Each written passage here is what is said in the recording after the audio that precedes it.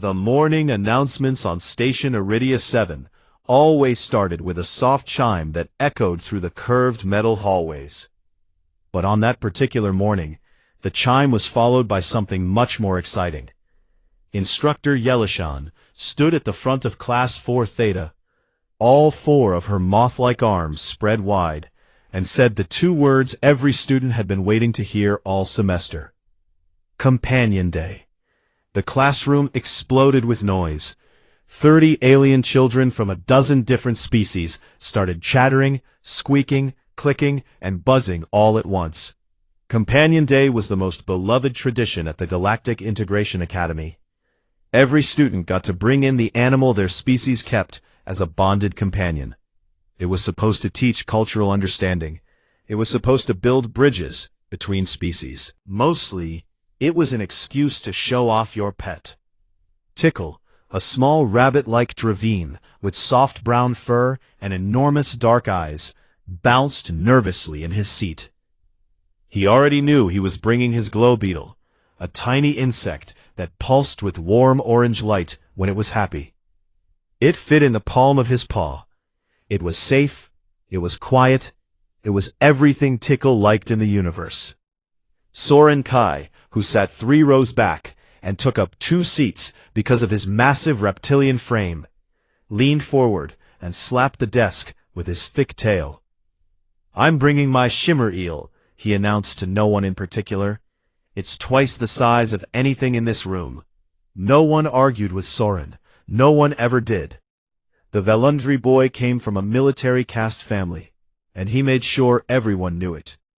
His crest, a fan of bright blue scales on top of his head, was always raised high. He looked down on most of his classmates, especially the smaller prey species, and especially the newer species in the Galactic Union. Species like humans. Emma Vasquez sat in the back corner of the classroom, quiet as always. She was 12 years old, the only human in Class 4 Theta, and she had been at the academy for exactly 43 days. She had brown skin, dark hair pulled into a ponytail, and calm brown eyes that never seemed to blink as much as everyone expected. The other students didn't know what to make of her. Humans had only joined the Galactic Union 10 years ago. They were still strange, still new, still the subject of 100 rumors that floated through the station like dust. Yelishan fluttered her wings gently and brought the class to order.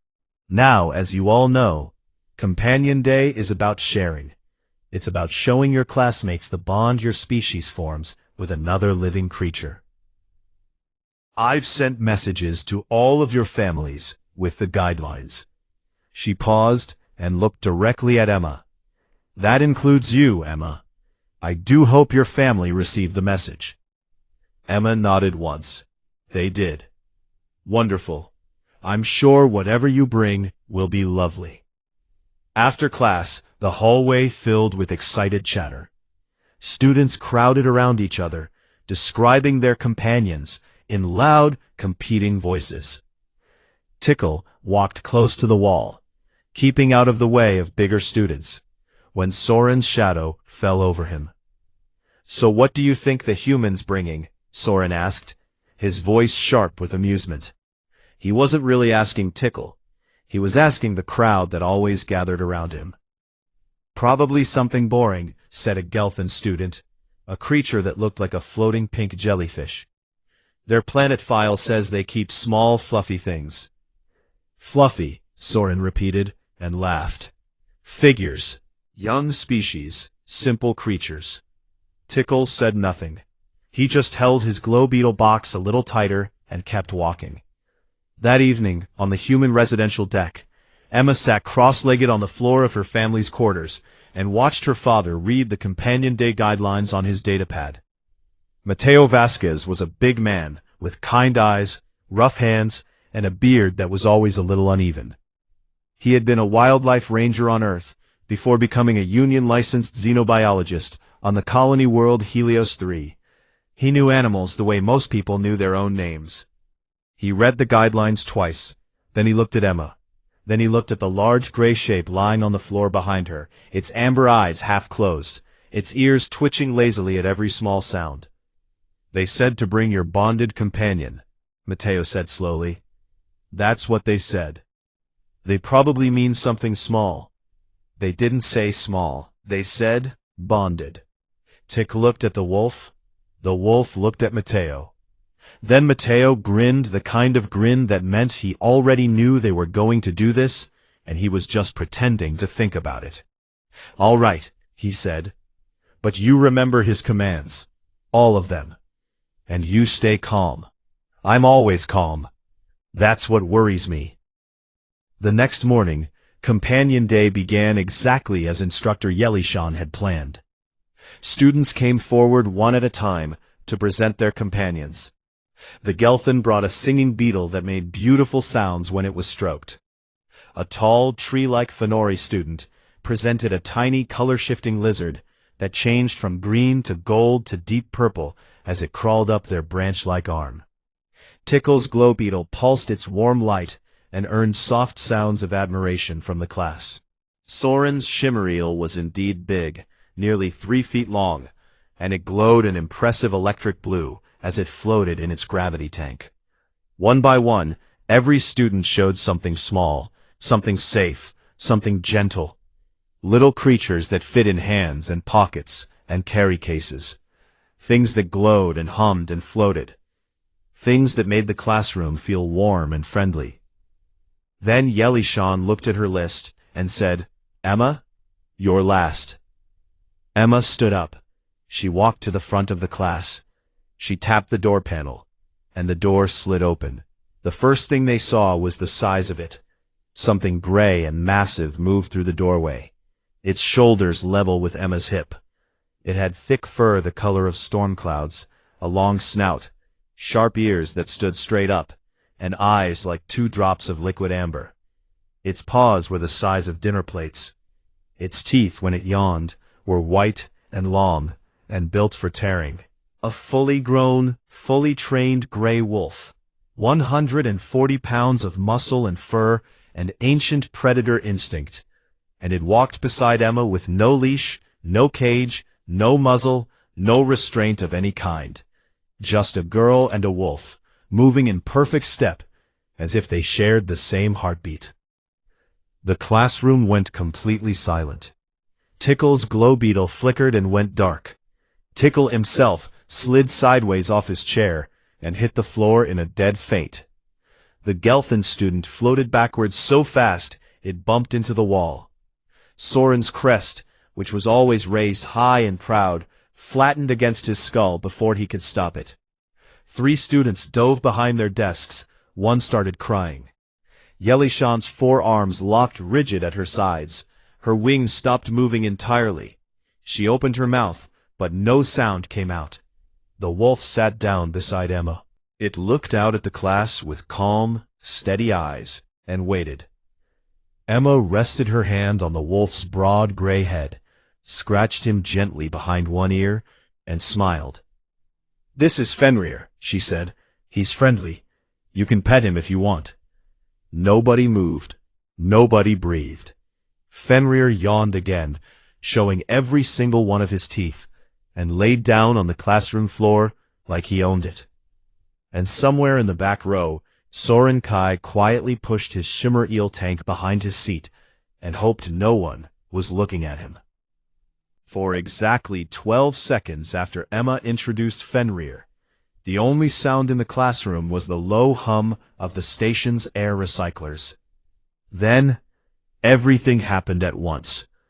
3 emergency alerts hit Instructor Yelishan's console. The Academy's environmental sensors had detected a large predator-class life form in an educational zone, and automatically pinged security. Yelishan's wings started beating so fast they blurred as she fumbled with the console, trying to cancel the alerts before armed drones showed up and made things worse. "Emma," Yelishan said, and her voice was impressively steady for someone whose species had evolved to be eaten by things that looked exactly like the creature now lying on her classroom floor. "Perhaps you could explain." Emma nodded, like this was the most normal thing in the world. She stood beside Fenrir, with her hand still resting on his back, and spoke clearly, so the whole class could hear. "Fenrir is a gray wolf," she said. "His scientific name is Canis lupus. He's not a pet exactly. He's a bonded companion. My father raised him from a pup, as part of a licensed conservation and bonding program on Helios 3. He's 5 years old, fully trained, and he's been with me since I was 7. She looked around the room. Most students were still behind their desks. Tickle was still on the floor, just beginning to stir. Soren was pretending to look bored, but his tail was curled tight around his own leg, which was a voluntary stress response he clearly couldn't control. "I can show you," Emma said. She turned to the wolf. "Fenrir, sit." The wolf was already sitting, but he adjusted his posture, straightening his back. It was a small thing, but the precision of it caught everyone's attention. "Down." Fenrir lowered himself flat to the ground, chin on his paws, eyes still open and watching. "Stay." Emma walked away from him. She walked all the way across the classroom, past rows of empty desks and hidden students, until she reached the far wall. Fenrir did not move. He did not even turn his head. His eyes tracked her, but his body stayed perfectly, impossibly still. "Come." He rose and crossed the room to her in 4 smooth strides. He sat at her left side and looked up at her, waiting. "Roll." The massive predator rolled onto his back, all 4 legs in the air, tail sweeping the floor, exposing his belly to a room full of aliens who were biologically programmed to be terrified of him. Someone in the back of the room made a small strangled sound. Emma scratched Fenrir's belly, and the wolf's back leg kicked lazily. She looked at Yelishan and shrugged. "He also knows 37 other commands, but I thought that was enough for now." Yelishan slowly sat down in her chair, her wings folded flat against her back, which in Korvathi body language meant she was trying very hard to process something that didn't fit into any category she understood. "Emma," she said carefully, "on most worlds in the Galactic Union, an apex predator is not something you form a bond with. It is something you run from. Can you help us understand why your species does this differently?" Emma thought about it for a moment. "Because we asked them to come with us, and they said yes." That answer, simple as it was, set off a chain of events that reached far beyond the classroom. Within an hour, Director Palm had been notified. The director of the Galactic Integration Academy was a Gastrali, a large cephalopod-like creature with bioluminescent skin that shifted colors with his mood. Right now, his entire body was cycling between orange and deep red, which meant he was somewhere between alarmed and furious. He sat behind his enormous curved desk, his tentacles wrapped tightly around a data pad displaying Emma's student file, and stared at the 2 people sitting across from him. One was Yelishan, who looked like she hadn't stopped vibrating since that morning. The other was Dr. Rena Voss, the Academy's human faculty liaison, a xenopsychologist in her 40s, with short silver hair and a face that gave away absolutely nothing. "A wolf," Director Poln said, flatly. "A wolf," Yelishan confirmed. "A predator, in a classroom full of children, some of whom are from prey species." "The Dravine student fainted," Yelishan admitted. Director Poln's skin flashed a deep, irritated crimson. He turned to Dr. Voss. "Doctor, I assume you can explain why a human child thought it was appropriate to bring an apex predator to a school event designed for harmless companion animals." Dr. Voss folded her hands on her lap and spoke with the calm patience of someone who had explained human behavior to confused aliens many times before.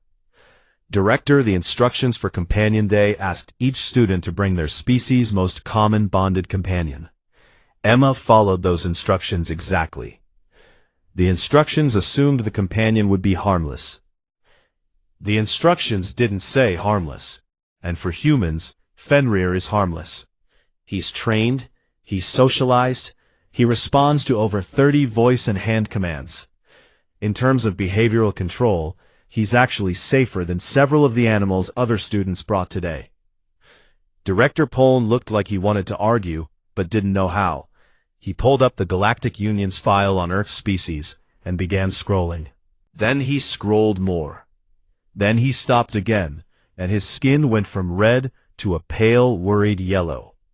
Humans bond with wolves, he read aloud, and also with horses, large hoofed mammals capable of killing with a single kick, and hawks, aerial predators with talons designed to pierce bone, and elephants, animals that weigh several thousand kilograms, and dolphins, which are ocean predators, and... He trailed off and looked at Dr. Voss. Doctor, this list is very long. Yes, Dr. Voss replied. It includes several apex predators. Yes. Your species forms emotional bonds with creatures that could kill you. Dr. Voss tilted her head slightly. Director, every species in this school evolved alongside predators. Your species, the Gestrali, developed bioluminescent camouflage specifically to hide from deep-sea hunters. The Korvathi evolved flight to escape ground predators. The Dravine evolved speed and burrowing. Every species in the Union looked at predators and found a way to run, hide, or avoid. She paused. Humans looked at predators and said, "Let's work together." We didn't run from wolves. We sat with them by our fires. We fed them. We hunted with them. We raised their young alongside our own. Over thousands of years, some wolves became dogs and changed forever. But some humans went even further and formed bonds with wolves that stayed wild. Not through force, not through technology, through trust, through patience, through the simple act of showing up, day after day, until the predator understood that the human was not a threat and not prey, but a partner. The room was very quiet. Director Poln's skin had settled into a soft, confused blue. This is classified as a Class 7 cultural anomaly in our database. And I'd argue that classification says more about the rest of the galaxy than it does about us. Yelishan raised one of her 4 hands. What do we do about the formal complaint? Ah, the complaint. Soren Kai, still burning with embarrassment over his visible fear, had gone straight to the administrative office after class and filed a formal objection. He argued that the wolf was a danger to students and should be banned from the academy permanently. 3 other students from prey species had signed it. Director Poln read the complaint, then looked at Dr. Voss. If I remove the wolf, the human family could file a cultural discrimination claim under union law. They could, Dr. Voss confirmed. And if I keep the wolf, I have 4 students and their families claiming they feel unsafe. You do. What do you recommend, Doctor? Dr. Voss stood up. I recommend you let Fenrir stay for the remainder of Companion Day under my supervision. Let the students see that the wolf is not a threat. Fear doesn't go away when you remove the thing you're afraid of. It goes away when you understand it. The vote among the faculty was narrow, 7 in favor, 5 against, 2 abstentions. Fenrir was allowed to stay. By afternoon, the classroom had been rearranged. A soft barrier of cushions and low screens divided the room in half. On one side sat the students, watching with wide eyes. On the other side lay Fenrir, stretched out on the cool floor, his massive body rising and falling with slow, even breaths.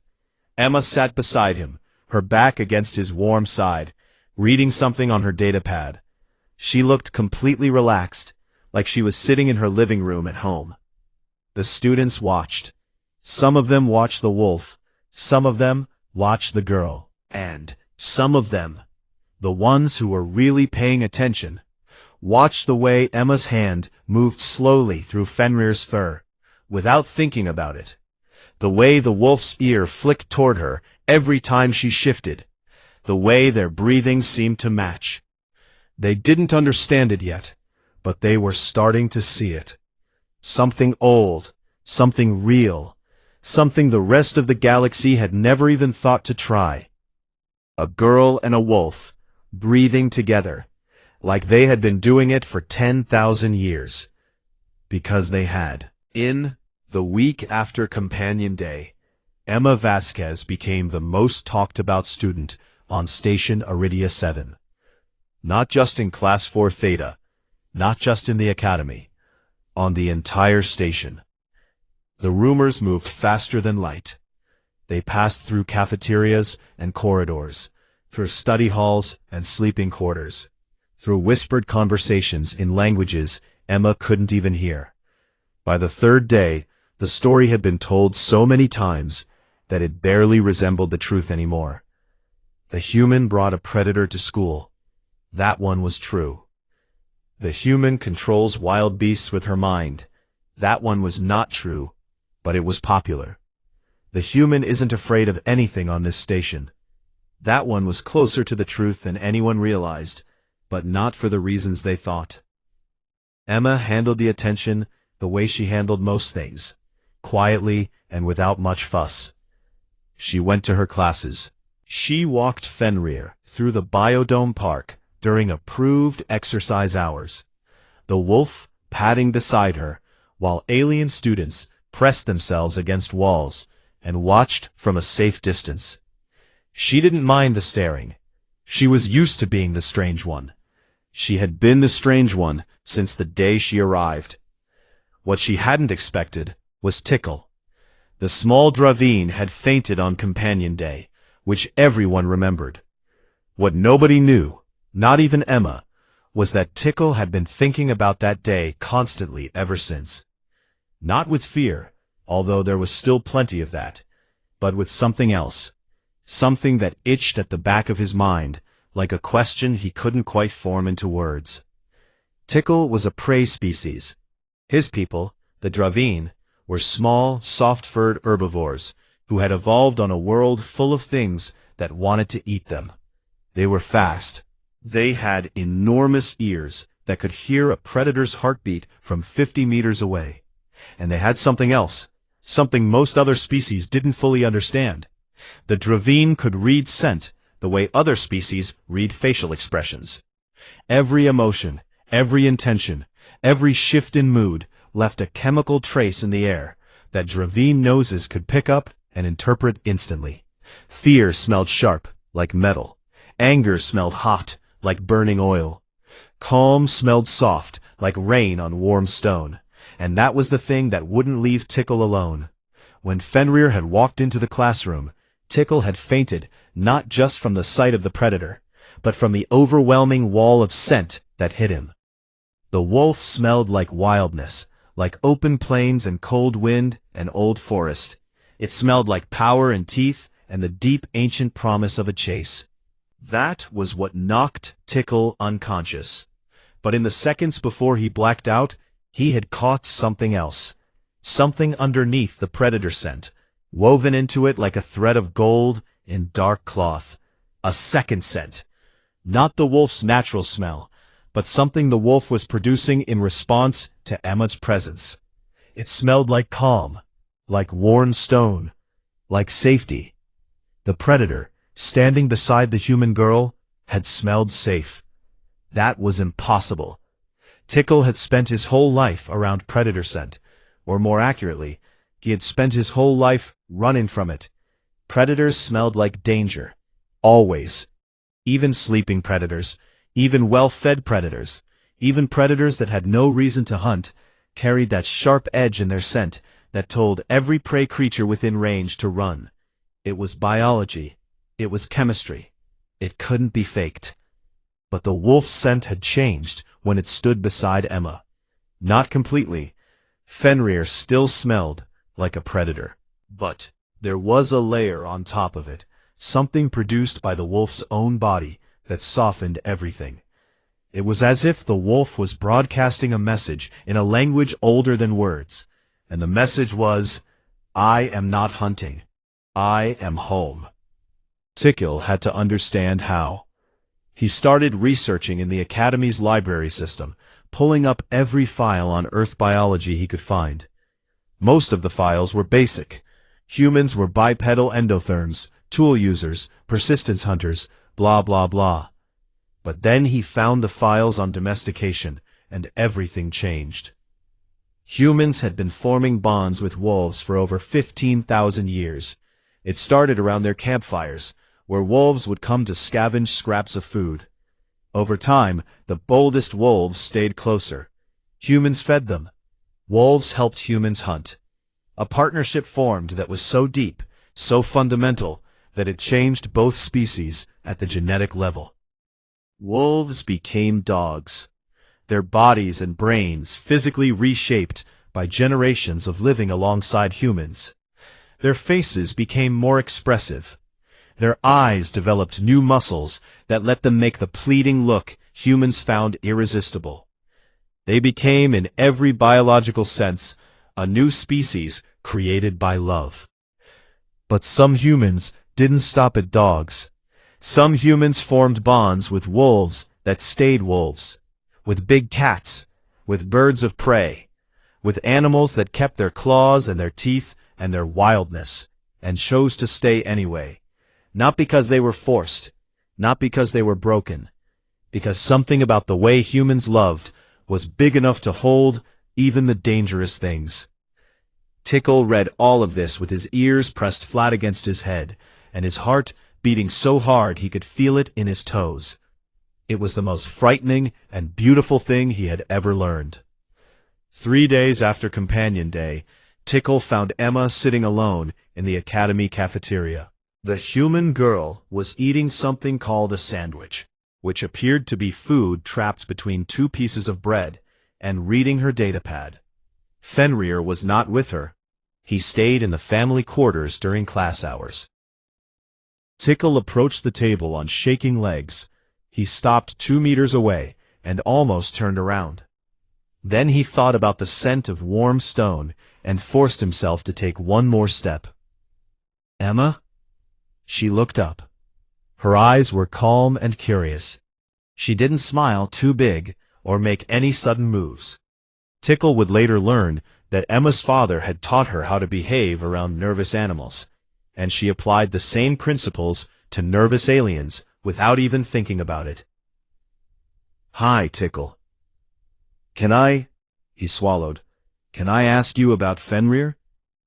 Emma's face softened. You can ask me anything. Tickle sat down across from her, keeping the table between them like a shield. When he was in the classroom, his scent changed. Around you, he smelled different. Calm. How is that possible? Emma thought about it. Because he trusts me, and I trust him. It goes both ways. Wolves are pack animals, Tickle. In a pack, you're not just a group of animals living together. You're a family. You protect each other. You feel safe around each other. When Fenrir is with me, he's with his pack. He doesn't need to be on alert. He can just be. But he's a predator. Yes. And you're not afraid? No. Why not? Emma put down her sandwich. She looked at Tickle with those steady brown eyes, and she said something he would remember for the rest of his life.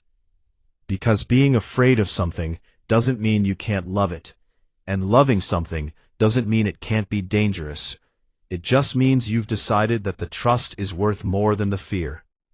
Tickle's nose twitched. He could smell Emma's scent as she spoke. Like someone telling a truth they had lived inside their whole life. Could I meet him? Tickle whispered. Properly? Emma smiled. Whenever you're ready. 2 days later, they met in the Biodome Park. Open sky above, grass below, plenty of room to run if Tickle needed to. Emma had chosen the spot carefully. Fenrir walked out of the residential corridor beside Emma, and Tickle nearly bolted. Every cell in his body screamed at him to run, to dig, to hide. The wolf was enormous this close. His paws crushed the grass flat. His amber eyes caught the light and glowed. But Emma gave a quiet hand signal, a gentle downward motion, and Fenrir dropped to the ground. All the way down, belly flat, chin on his paws, ears pressed back, eyes turned away from Tickle. It was a submission posture. The apex predator was making himself small, making himself soft, because a 12-year-old girl had asked him to. He won't move until I tell him to. You can take as long as you want. Tickle stood 10 meters away for a full minute, then 8 meters, then 5, then 3. Each step took forever. His heart was slamming so hard he could hear it over the biodome's artificial wind. At 1 meter he stopped. Fenrir's scent filled his nose. Wildness and cold wind and old forest. And underneath it, woven through everything, that impossible warm stone calm. Tickle reached out one small trembling paw. Fenrir's nose twitched. Gently, so gently that Tickle barely felt it, the wolf sniffed his paw. A warm breath moved over Tickle's fur, and then Fenrir stayed still and waited. Tickle touched the wolf's head. His fur was thick and soft, warmer than Tickle expected. Underneath it, he could feel the strong, steady pulse of the wolf's heartbeat, slow and even. Not the heartbeat of a hunter, the heartbeat of something completely at peace. Tickle's eyes filled with tears. They ran down his furry cheeks and dripped onto the grass. He's warm, Tickle said, and his voice broke on the word. Emma sat down in the grass beside them. Yeah, he is. They stayed like that for a long time. The wolf, the girl, and the small frightened creature who was learning, for the first time in his life, that the most terrifying thing in the world could also be the safest. Later, when the artificial sun was dimming toward evening mode, Tickle sat with Fenrir's enormous head resting on his lap. The wolf's eyes were closed. His breathing was deep and slow. Tickle stroked his fur with careful, wondering paws. Emma, Tickle said quietly, why did humans bring wolves to the stars? You could have left them behind. Emma leaned back on her hands and looked up at the projected sky. We loved them so much that when we decided to cross the galaxy, we changed the ships we built just to make sure they could come with us. We redesigned cargo holds. We built parks inside spacecraft. We changed our plans, our budgets, our engineering, all so that our animals could stand beside us when we reached new worlds. She looked at Tickle. You don't leave your family behind, no matter how far you go. Tickle looked down at the wolf in his lap, the most dangerous thing he had ever touched, the warmest thing he had ever held. I think I understand now, he whispered. And somewhere across the academy, watching the biodome feed on his datapad, Soren Kai stared at the image of a tiny prey creature sitting calmly with an Earth predator, and felt something crack inside the wall he had built around his pride. The biodome was the jewel of Station Iridia 7. It was a massive enclosed park that stretched across the entire upper deck of the academy, filled with real soil, real water, real trees imported from a dozen different worlds, and an artificial sky that mimicked sunlight so well that you could forget you were floating in orbit above a gas giant. Students loved it. Teachers held outdoor classes there. It was the one place on the station that felt alive. It also housed the Xenofauna Preserve, a sealed section along the far wall, where alien ecosystem samples were kept for biology classes. Small creatures mostly, insects and amphibians and filter feeders, all safely contained behind environmental barriers. It was routine. Nothing ever went wrong there. Until the morning the containment seal on Chamber 7 ruptured. The maintenance log would later show that a microfracture in the barrier's power relay had been growing for weeks, missed during 2 standard inspections. When it finally gave way, it did so quietly. A soft pop, a flicker of the containment field, and then an opening just wide enough for something fast to squeeze through. Most of the creatures in Chamber 7 were harmless. Glowworms from Tanari, filter moths from the Kessian Drift, but Chamber 7 also held a Quetzar. The Quetzar was a predator from the Volundri homeworld, the same world Soren Kai came from. It was roughly the size of a large dog, low to the ground, covered in dark armored plates, with 6 jointed legs that ended in barbed points. Its mouth was a horizontal slit filled with needle-like teeth, and 2 venom glands sat behind its jaw, capable of injecting a neurotoxin that could paralyze most galactic species in seconds. On its homeworld, it was a mid-tier predator. On a space station full of children, it was a nightmare. The Quetzar hit the biodome at a sprint. It was disoriented, territorial, and very, very angry. Instructor Yelishan had brought Class 4 Theta to the biodome for an outdoor ecology lesson. 30 students were spread across the grass in small groups, data pads open, taking notes on plant samples. It was a calm, ordinary morning. Emma was sitting with Tikil near the central pond, Fenrir lying in the grass beside them. Soren was 20 meters away with his usual group, examining a soil sample and looking bored. Scattered around the rest of the park were younger students from other classes, some of them as young as 8 or 9 in Earth years. The first sign of trouble was a sound, a rapid clicking, like someone running a stick across a metal fence, getting louder fast. Yelishan looked up from her teaching console. Her antenna went rigid. Then the Quetzar burst through the tree line. It came out of the undergrowth like a dark armored blur, moving on all 6 legs with a speed that seemed wrong for something built so heavy. Its barbed limbs tore up the grass as it ran. Its mouth was open.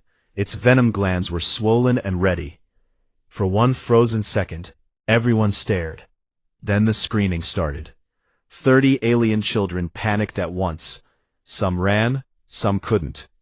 The Fenori students, with their slow tree-like bodies, barely managed to turn around. A group of 3 young Dravine from a junior class, small and round-eyed and already trembling, did exactly what their instincts told them to do. They curled into tight defensive balls on the open grass and went completely still, hoping the predator wouldn't see them. The Quetzar saw them. It changed direction and charged straight toward the 3 frozen Dravine, clicking and hissing, barbed limbs raised. Yelishan screamed into her communicator for security. The station's response drones were 4 minutes out. 4 minutes. An eternity. Soren reacted first. He was Volundri. His species were semi-aquatic reptilians, strong and tough, and on their homeworld, they were natural rivals to the Quetzar. Soren's body moved before his mind caught up. He took 3 heavy steps toward the creature, his crest rising, his thick tail swinging back for a strike. Then he stopped, because Soren was 13 years old, untrained, and the Quetzar's venom could paralyze even a Volundri his size. He stood in the open grass, halfway between bravery and survival instinct, and his legs locked. His crest trembled, his tail dropped. He couldn't move. The Quetzar was 30 meters from the Dravine children and closing fast. Emma didn't think about what she was doing. Later, when people asked her what went through her mind in that moment, she would say nothing, and she would mean it. There was no thought. There was only the thing her father had trained into her bones since she was old enough to walk beside a wolf. She dropped to one knee, and she spoke one word. Guard. Fenrir changed. It happened so fast that the students closest to Emma would later say it looked like one animal lay down and a completely different animal stood up. The gentle companion, the therapy wolf, the creature that had let Tickle rest his small head against its side, vanished. In its place stood something ancient and terrible. Hackles raised like a ridge of dark blades, lips pulled back over teeth that were suddenly, horrifyingly visible. Body low, muscles coiled, weight forward. And his eyes, those amber eyes that had been soft and half-closed a moment ago, were wide open and burning with a focus that was 10,000 years old. Fenrir launched across the grass. He covered the distance in seconds, a gray streak moving with the kind of speed that only a pursuit predator could produce. He ran past it, cutting across its path at an angle, putting himself between the armored creature and the 3 Dravine children curled in the grass. The Kethsar skidded to a halt. It had been charging prey. Suddenly there was another predator in its path, and this one was bigger, faster, and not afraid.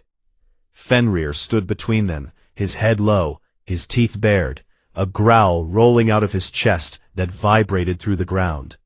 It was the sound of something that had hunted alongside humans since before history was written, and it carried a message as old as the first campfire. This is mine. You will not touch this. The Kethsar hesitated. Then it screamed, a high rattling shriek, and lunged. Emma's voice cut through the chaos. Fenrir, left! The wolf pivoted left, dodging the Kethsar's barbed strike, and snapped at its flank. Not a full bite, a warning. The same kind of controlled, intelligent pressure that wolf packs had used to drive elk for thousands of generations. The Kethsar spun and struck again. Fenrir, back, circle.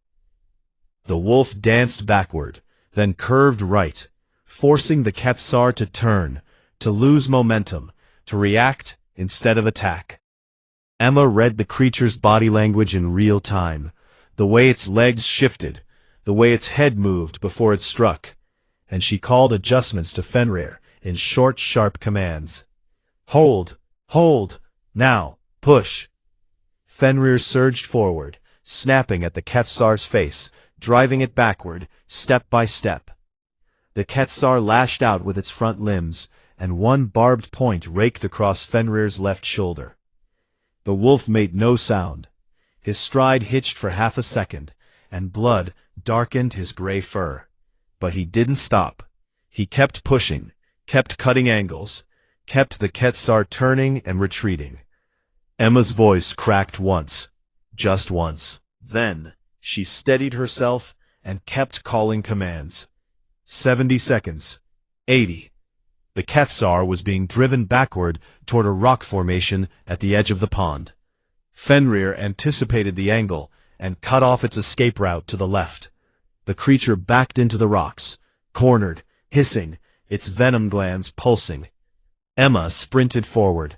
She pulled her jacket off as she ran, bunched it into a ball, and threw it over the Kethsar's head.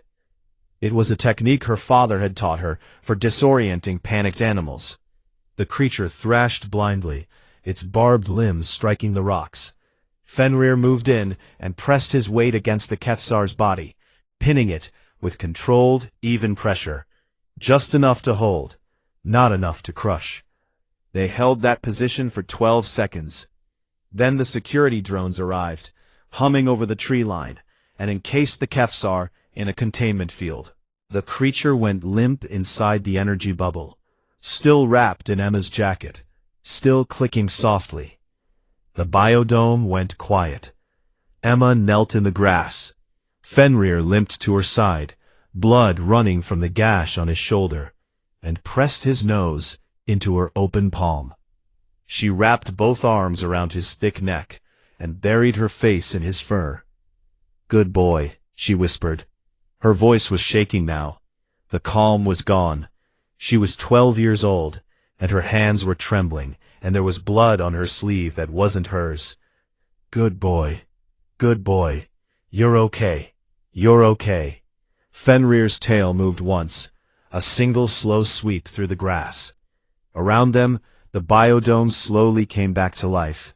Yelishan was on her communicator, calling for medical teams, her 4 arms moving in different directions at once.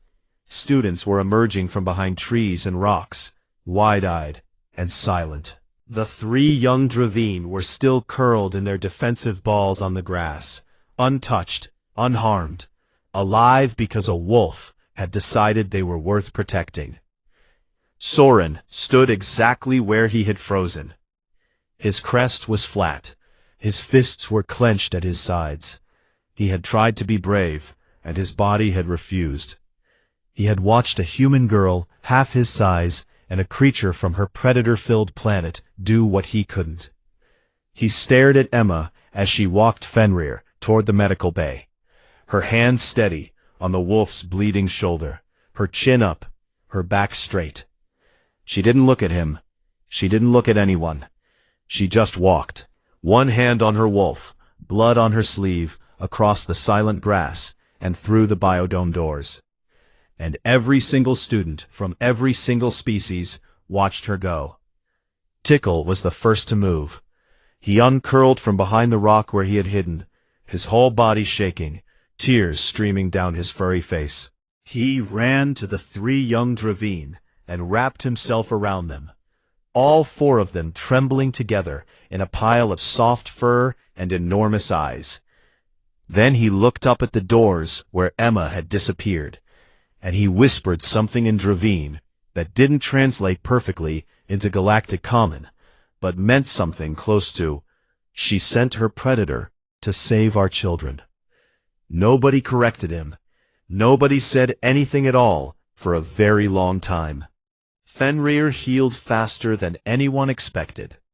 The station's veterinary AI had never treated an Earthwolf before, but Dr. Voss uploaded a complete biological reference file within minutes of the incident, and the system adapted quickly. The gash on Fenrir's shoulder was deep but clean. The barbed tip had missed the muscle and caught mostly fur and skin. 20 stitches, a round of targeted antibiotics, and a healing patch that the wolf kept trying to scratch off with his back leg. But the part that truly baffled the medical staff was the venom. The Kethsar's neurotoxin was one of the most dangerous natural substances known to the Galactic Union. A single dose could paralyze a Korvathi in 3 seconds. It could shut down a Gestrali's nervous system in under a minute. Even Valundri, who shared an evolutionary homeworld with the Kethsar, could be dropped by a strong enough dose. Fenrir's blood showed traces of the toxin. The barbed limb had broken skin and delivered a partial injection. By all galactic medical standards, the wolf should have been paralyzed within seconds and dead within minutes. Instead, Fenrir had a slight limp and a bad mood about the healing patch. Dr. Voss explained it to the bewildered veterinary team with the patience of someone who had been explaining human biology to confused aliens for years. "Earth is a high-toxin world," she said. "Our biosphere has been producing venomous creatures for over 300 million years. Snakes, spiders, scorpions, jellyfish, insects, fish, amphibians, even some mammals. Terran species didn't just learn to survive venom. Their immune systems evolved to process it, break it down, and adapt to it. A Kethsar toxin is dangerous by galactic standards, but by Earth standards, it's a bee sting." The veterinary AI flagged this information as a Class 3 biological anomaly. Voss asked them to stop classifying everything about humans as an anomaly. They did not. Fenrir was back on his feet in 4 days. On the 5th day, Emma walked him through the biodome, his shoulder wrapped in a light bandage, his stride almost normal, his amber eyes as calm as they had ever been. Students stopped in the corridors to watch them pass, but the watching was different now. Before, they had stared with fear. Now they stared with something else, something that sat between awe and gratitude, and the quiet, uncomfortable feeling of realizing that everything you believed about the universe might be slightly wrong. The biodome incident had been recorded by the station's surveillance system. Every angle, every second, from the moment the Kethsar broke through the containment seal to the moment Fenrir pinned it against the rocks. The footage was supposed to stay in the Academy's security archive. It did not. Within 2 days, someone leaked it to the station's public network. Within 3 days, it had jumped to the wider Galactic Union information net. Within a week, it was the most watched recording in the entire sector. The clip that everyone shared was 11 seconds long. It showed the moment Fenrir placed himself between the charging Kethsar and the 3 young Dravine curled on the grass. The wolf's body filled the frame, hackles raised, teeth bared, a growl that the audio sensors barely captured because it was more vibration than sound. And behind him, 3 small bundles of fur, completely untouched. The caption that someone attached to the clip translated into every language in the Union. It said, "The humans didn't tame their predators, they taught them to love." It wasn't entirely accurate, but it was close enough. Xenosociologists across the Union began publishing papers with titles like Cooperative Apex Bonding, Implications of the Human-Canid Relationship, and The Pack Paradigm, How Humans Redefine Interspecies Trust. Requests for information about Earth bonding programs flooded in from 73 worlds. 2 species that had never considered the concept of predator companionship formally asked the Human Cultural Exchange Office for consultation. On Station Iridia 7, things changed more quietly. Soren came to Emma on the 6th day. He didn't come during class. He didn't come when anyone was watching. He found her in the Biodome Park in the early morning, before the artificial sun had fully risen, when the light was gray and soft, and the park was empty, except for a girl and her wolf. Emma saw him coming from a long way off. It was hard to miss a Volundri walking toward you. Soren was already big for his age, wide-shouldered and heavy, his dark green scales catching the dim light. But something about the way he moved was different. His crest was down, his tail dragged behind him instead of swinging. He looked smaller than she had ever seen him. He stopped 3 meters away. Fenrir raised his head and looked at Soren with those amber eyes, then lowered it again. The wolf had never been bothered by Soren. Wolves didn't hold grudges. They assessed threats and dismissed them, and Soren had never been a threat. Soren stood there for a long time. Emma waited. She had learned from Tickle that sometimes the bravest thing you could do was let someone find their own way to the words they needed to say. Then Soren did something Emma didn't expect. He lowered his crest all the way. He bent his thick neck forward and down. He spread his arms out to his sides, palms open and turned upward, and he held that position. Emma had studied enough Volundri culture to know what it was. The deepest gesture of respect in Soren's entire civilization, reserved for those who had proven themselves in a moment of crisis. Warriors used it to honor other warriors. It was never given lightly. It was never faked.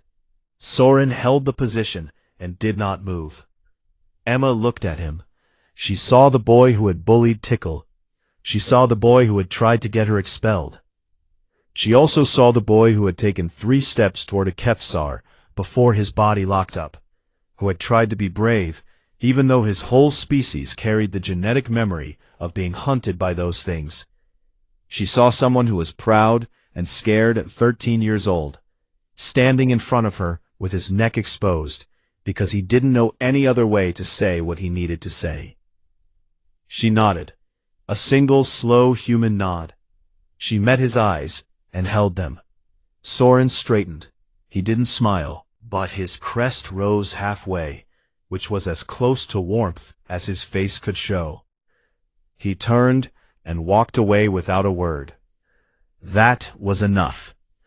2 days later, Tickle submitted a formal application to the Academy's Academic Council, requesting permission to add Earth biology as a secondary study track. He was the first Dravine student in the school's history to make such a request. The council approved it unanimously. When instructor Yelishan asked Tickle why he wanted to study Earth life, Tickle sat up straight on his small chair, his enormous eyes bright and clear, and said, "Because they found a way to make the scary things gentle. I want to understand how, and I want to see if we can learn to do it too." Yelishan looked at him for a long moment, then wrote something on her datapad. Tickle would later find out she had added a note to his file that read, "This student may be the most courageous person in Class 4 Theta." That same week, Yelishan rewrote the Companion Day curriculum. She added a new section that hadn't existed before in any version of the program across the entire Galactic Union. She called it Cooperative Predator Bonding, a human case study. The first lesson began with a question projected on the classroom screen. What does it mean to trust something that could destroy you? The class discussed it for 3 hours. Nobody wanted to stop. On the last day before the semester break, Dr. Voss visited Emma in the Biodome Park. The xenopsychologist found the girl throwing a ball for Fenrir, who retrieved it with the same calm precision he did everything else. Catch, return, sit, wait. Catch, return, sit, wait. The Academy Council has reviewed your academic profile, Dr. Voss said. Your scores are high. Your cultural impact assessment is off the charts, obviously. They want to offer you a transfer to the advanced integration track on the main Union Education Hub. Better resources, bigger classes, more opportunities. Emma threw the ball. Fenrir brought it back. I want to stay here, Emma said. Dr. Voss raised an eyebrow. Can I ask why? Because this is where my pack is. Dr. Voss looked at her.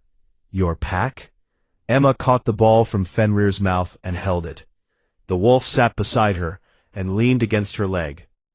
Fenrir didn't protect those kids because I gave him a command, Dr. Voss.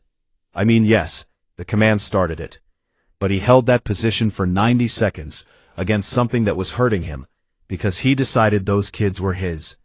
That's how wolves work. That's how humans work too. You don't protect strangers. You protect pack. And the way you make someone pack is you stay. You show up every day. You don't leave. She looked back at the biodome, at the grass and the trees and the artificial sky. Tickle is pack now. Maybe Soren too, if he wants. This class, this weird little school on a station in the middle of nowhere, this is where I'm supposed to be. Dr. Voss smiled. She didn't argue. The new semester started 3 weeks later. Fresh students filed into Class 4 Theta for orientation, nervous and excited and chattering in a dozen languages. Rumors had reached them before they arrived. Everyone on the station had heard about the human in Class 4 Theta, about the wolf, about what happened in the biodome. The new students took their seats and waited. Some of them looked scared. Most of them looked curious. One very small dravane in the front row was vibrating so hard her chair rattled. The classroom door slid open. Emma walked in first, her dark hair pulled back, her brown eyes calm and warm. Fenrir walked beside her, shoulder fully healed, fur clean and thick, moving in that perfect lockstep that made it look like girl and wolf were a single creature with 2 bodies and 1 mind. But she wasn't alone. On Fenrir's other side walked Tickle. The small dravine's paw rested on the wolf's back, his fingers curled gently into the gray fur. His enormous eyes were clear and steady. His chin was high. He walked beside an apex predator with the easy confidence of someone who had faced his deepest fear and come out the other side holding its hand. And behind them, arms crossed over his broad chest, crest raised to full height, walked Soren Kai. He flanked them like a bodyguard, his heavy tail swinging in slow, deliberate arcs, his dark eyes daring any single person in that room to say one word. Her 4 arms were spread wide, and her wings shimmered with a color that Korvathi showed only when they were deeply, unexpectedly happy. She looked at the new students. She looked at the girl, the wolf, the small prey creature standing tall, and the young warrior who had learned what real strength looked like. Class, she said, and her voice was warm and full and proud. I'd like you to meet our school's therapy wolf. Don't worry, he's friendly. Fenrir looked out at the room full of new faces. He sniffed the air once. Then he yawned, wide and long, showing every single one of his ancient, magnificent teeth. And in the front row, the tiny Dravine girl stopped vibrating, leaned forward in her chair, and whispered, "Can I pet him?" Emma smiled. "Yeah," she said. "He'd like that." The wolf's tail swept the floor once, slow and sure, and Class 4 Theta began.